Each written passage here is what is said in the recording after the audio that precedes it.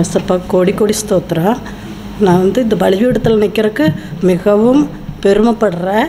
எனக்கு எங்கள் வீட்டுக்காரருக்கு சுகர் அதிகமாகிருச்சு. முதலே டெட் பாடி காமிச்சாருன்னு பிரதர் சொல்லி நான் ரொம்ப இறந்தே போகிற சூழ்நிலையில் தான் அவருக்கு உயிரை கொடுத்தாரு. இவருடைய ஜபத்திற்கு பின்னாடி தான்.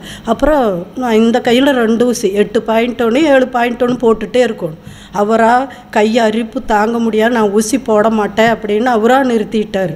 டாக்டர் ஊசி நிறுத்துறா கோமாக்கு போயிடுவீங்க அப்படின்னு சொல்லியிருந்தார். ஆனால் அவர் நான் நீ போட மாட்டேன் அப்படின்ட்டார். அப்புறம் என்ன செய்கிறதுனே தெரியாது.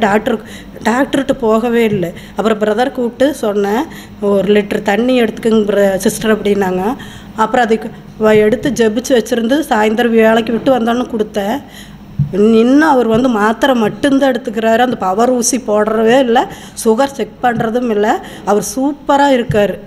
அதே தண்ணி நானும் குடித்தேன். 13 வருஷமாக நான் ப்ரெஷர் வியாதியில் இருந்தேன். அந்த இப்போ நான் ஹை பவர் மாத்திரை தான் எடுத்துகிட்டு இருப்பேன். அந்த மாத்திரை போடுறதே இல்லை. அதே தண்ணி தான் 2 பேரும் ஒரே நாளில் தான் குடித்தோம். இப்போ ஜப்பா எண்ணெயும் தண்ணி தான் டெய்லி குடிப்போம். ஒன்றும் இல்லை. அவருக்கு ஜிஹெச் மாத்திரை காலையில் 1 சாயந்தரம் 1. சுகர் கட்டுக்குள்ளே இருக்குது, அவ்வளோதான். ஆனால் சுகர் இருக்குது. ஏன்னா பொருத்தனை காணிக்கையினால தான் சுகர் வியாதி நல்லாகும். பொருத்தனை காணிக்க என்னால் செலுத்த முடியல. அது எனக்கு பணம் பொருளாதாரம் வரும்போது செலுத்தி தீர்த்துக்குவோம். இன்னும் நிறைய சாட்சி. அப்புறம் என் பிள்ளை 2 மாதத்துக்கு முன்னே கூட்டிகிட்டு வந்து 3வது தடவை கடவுள் கிருபை செஞ்சுருக்கிறார். பைபிள் மேலே கை வையுமான்னாரு. வச்சு ஜபிச்சுன்னாரு, நீ ஒரு மாவட்டத்தையே ஆளுவ அப்படின்னு ஆவியானவர் சொல்கிறார் அப்படின்னாரு. அப்புறம் என்னாரு அந்த கையை எடுத்துகிட்டு போகும்போது தமாசா தான் சொன்னார், கையில் காப்பு பண்ணி போடுங்க அப்படின்னு. அப்புறம் அந்த காப்பு எப்படி வந்ததுன்னா, எங்களுக்கு இப்போ காப்பு செய்யக்கூடிய ஒரு பொருளாதாரமே இல்லை.